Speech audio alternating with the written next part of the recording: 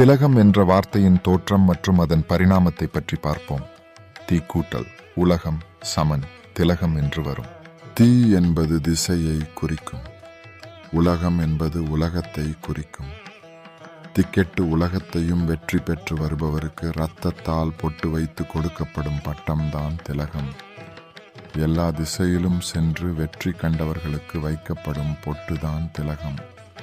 திசை என்ற சொல்லில் துவங்குகிறது திலகம் என்ற சொல். உதாரணத்திற்கு திக்கெட்டும் என்ற வார்த்தையை பிரித்தால் திசை கூட்டல் எட்டும் சமன் திக்கெட்டும் என்று வரும்.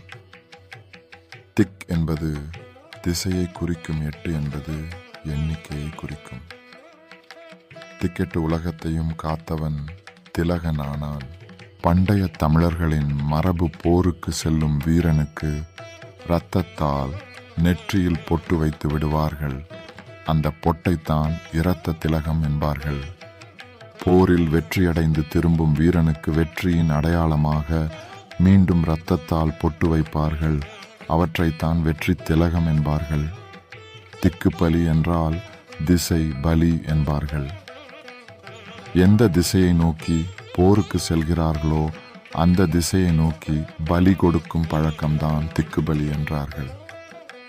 திகழ், திகழ்தல், திகழ்வேன் என்ற வார்த்தைகள் வெற்றியையும் பிரகாசித்தலையும் குறிக்கும்.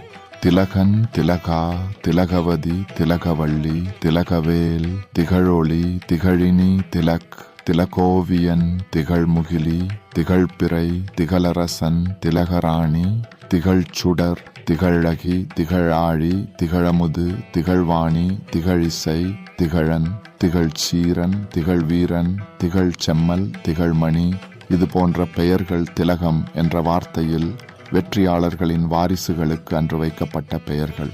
பின்னாளில் திக்கற்றவன் என்ற வார்த்தை திசை தெரியாதவன் என்று பொருள் தரக்கூடியதாக மாறுகிறது. திக்கி திக்கி பேசுபவன் திக்குவாயன் என்றும் மாறுகிறது. பின்னர் திக்குமுக்கு என்றாகிறது. திக்குமுக்கு என்றால் திக்கி முக்கி பயம் கொண்டவன் என்ற பொருளாக மாறுகிறது. பின்னர் நெஞ்சு திக்கு திக்குன்னு அடிக்குது என்று பயத்தை வெளிக்காட்டும் வார்த்தையாக மாறுகிறது. திக்கி முக்குபவன் திணறுபவன் ஆகிறான். திணறாதவன் தில்லானவன் ஆனான்.